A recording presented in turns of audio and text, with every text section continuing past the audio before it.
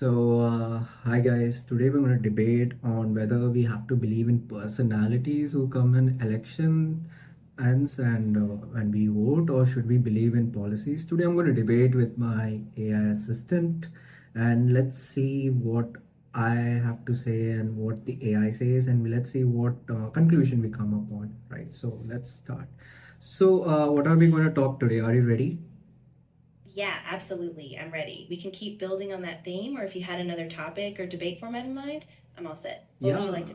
yeah, we can continue on the same thing, but what do you really think is should we really believe in personalities, or do we have to believe in policies? I stand with policies rather than personalities in some degree, but if I ask in percentage, I would say 75% on policies and 25% on the vision of the leader. I think that's a really balanced way to look at it. I mean, I Mm-hmm. do believe personality can spark motivation, but you're right. Mm-hmm. Without solid policies, even the best vision can fall apart. So, yeah, I'd say I'm pretty close to you. Policies lead, and a bit of vision guides us forward.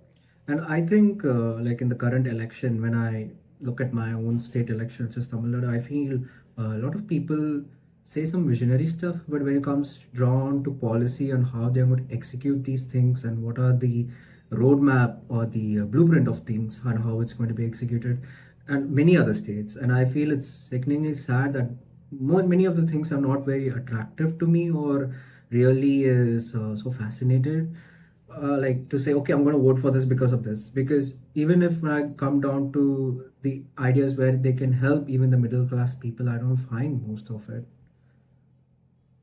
Yeah, I completely get that. I mean, it's really disheartening when the grand promises don't translate into a real practical impact, especially for middle class folks who are just trying to see some tangible improvement in their lives. So, yeah, I think it's really important that we don't just get swayed by big dreams, but actually demand those policy blueprints. Like, do you find any policies which really can help people? Because I feel that when it comes to making policies, people don't look into it more often. People go with the personality, saying that, okay, this guy is great, he would do the good things. But when you come to policies and saying execution of things, I really know it's a very tough process and a very painstaking one, and people really don't understand that, and they just come jump into voting to people, and they think, okay, here he comes, he will do the good thing, but they get into the false belief saying that, okay, it never did happen.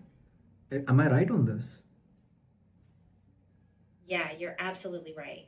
I think a lot of people just see the surface level charisma or the big talk, and they don't really dig into the specifics, like how the policy is funded, who will implement it, and how progress will be measured. So I do think there's a real gap. People need to look deeper at the execution, not just the vision.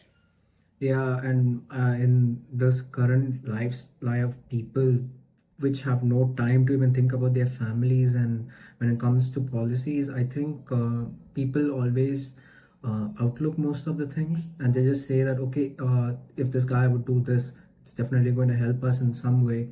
But till this day, when I search for good policy saying that how it's going to improve my life, or it comes to individuality of saying, okay, my in the sense the people around me, like how it's going to benefit me, I didn't find anything more attractive. And what is the reason people fall for this charisma? Like, how is that the thing? Yeah, that's such a good point. I think a big part of it is just how overwhelming life is for a lot of people. They don't have time to sift through complicated policy documents. And charisma, it's immediate, it promises something better without effort. So people often just latch onto that hope, even if it doesn't deliver. I guess it just highlights how important it is for all of us to pause, take a breath, and really dig deeper. It's a tough balance. Mm-hmm. I really believe in that because till now I didn't find a good policy that really benefits the common people. And okay, it depends on the regions as well. I really accept it, but I think people have to address the fact that they have to look individually, right? Like, what is the policies benefiting me personally? And I think when it comes to everybody's individuality, then the collective vote would go to that leader. And I think people must listen to people who really understand the problem and address the problem, and then make promises that, okay, I will do this, but how will you do it? Nobody explains. Exactly. Yeah, I think that's a crucial point. People need to really take a step back and ask themselves, is this policy going to improve my daily life? Does it address my concerns or my family's future? And if more people ask that, then the collective vote will naturally lean toward the policies that actually work for them.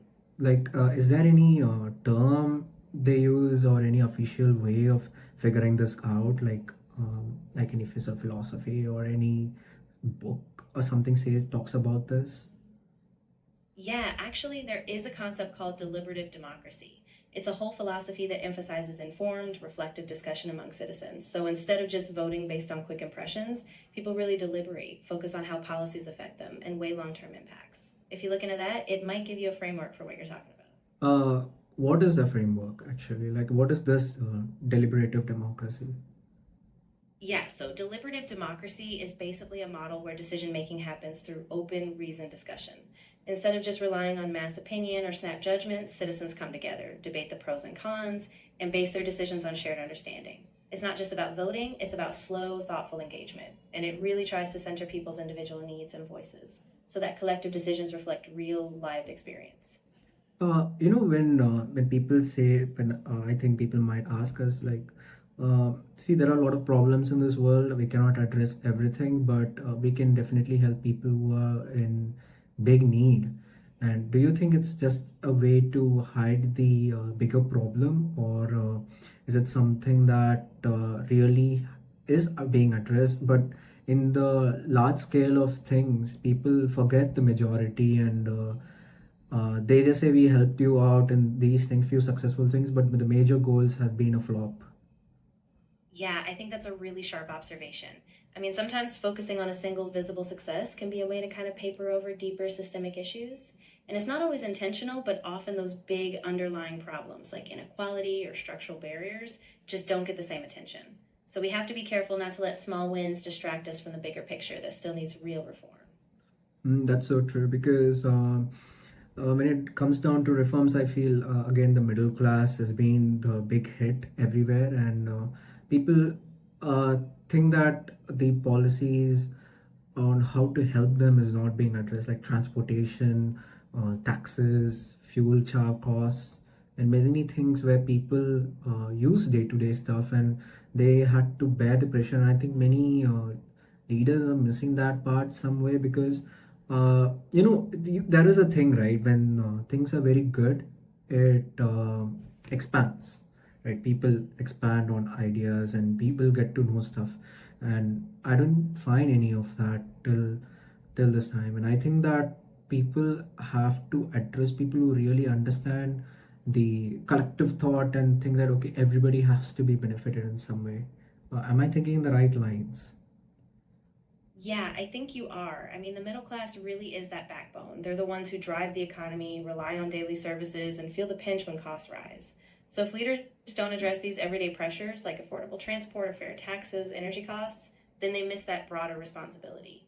And yeah, that collective empathetic approach is exactly what we need. Policies that lift everyone, not just a few flashy headline promises. That's so correct actually. Like, how will you defend people just by the perfect personalities? What is your defense on this?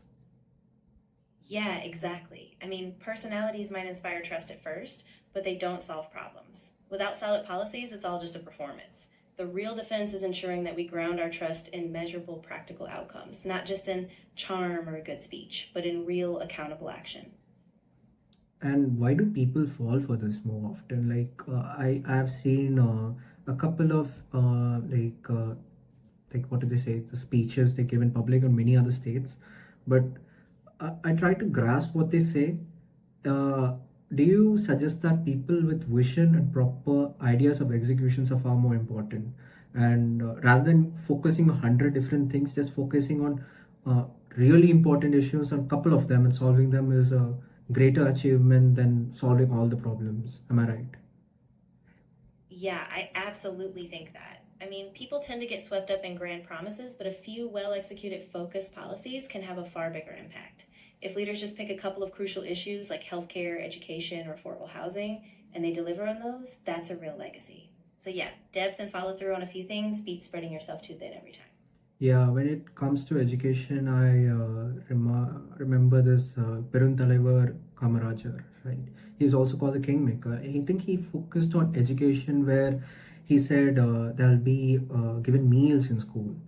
And this promoted parents from sending their children to work rather than to schools, right? I think that was one good policy which built the foundation Tamil Nadu, and I feel that was really inspirational. Oh, absolutely. Yeah, Kamarajar's midday meal scheme was a game changer. It was simple, but it addressed such a deep structural issue, taking kids out of labor and bringing them into classrooms. And that investment in education is still paying off decades later.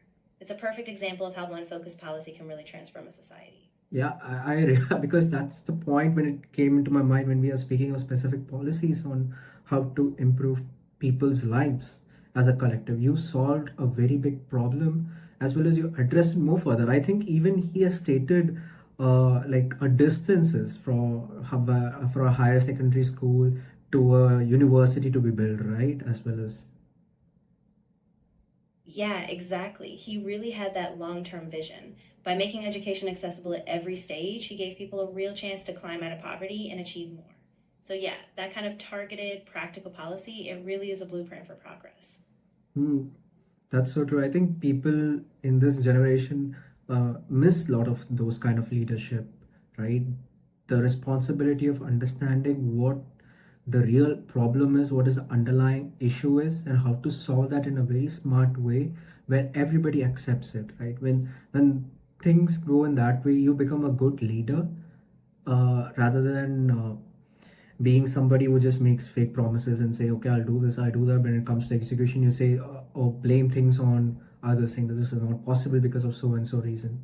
If things are properly planned and executed, I think everything is possible.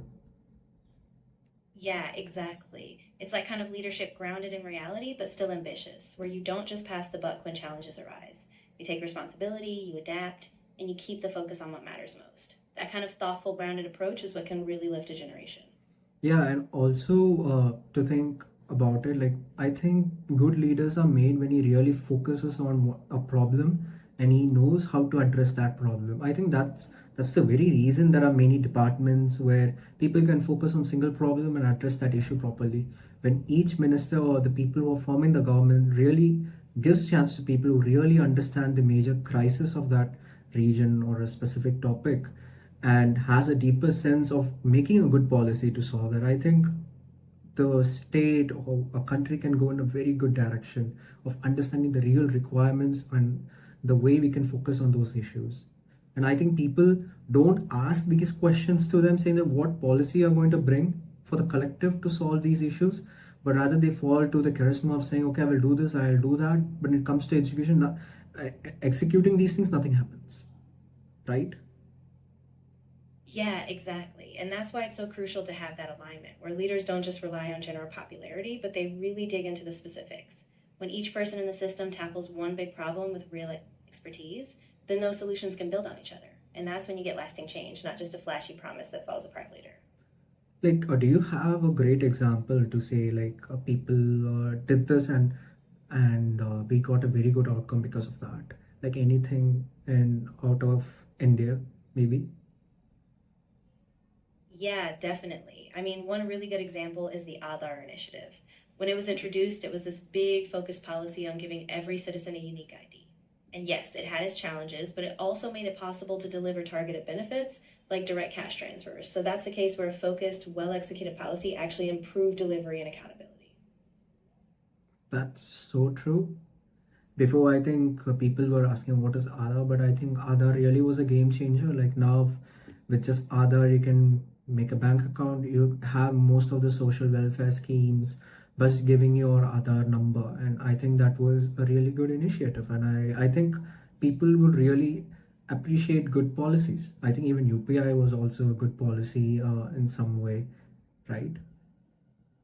Absolutely. Yeah, UPI is another perfect example. Just a simple, well designed digital payment system, and it completely transformed how everyday people access banking. So, yeah, when a policy really zeroes in on a need and solves a practical problem, it just sticks and people feel it in their daily lives. Yeah, that's true. And when you make proper policies and a good plan of executing things, even in the short run, people say this is a complete failure because, people say you have to say some. If you're in opposition, you have to say things. That's how democracy works. People accept it. But when things really good in a good direction and it benefits the people all around us, I think we have to be appreciative of policies of that rather than who did this, who did not do this. Okay, we can give credits to them, but I think we all must appreciate good policies, rather than saying this personality or that personality who has no basic knowledge on how things work. Exactly. Yeah, I think that's such a mature way to look at it. Democracy thrives when we reward the good ideas themselves, when we judge the impact, not just who delivered the soundbite. So, yeah, I think we do have to be more appreciative of solid policies, no matter who's behind them. Correct. And I think, to conclude this, we can say, it's not about always who leads and who like represents. It's all about good policies and understanding the problem to the very core.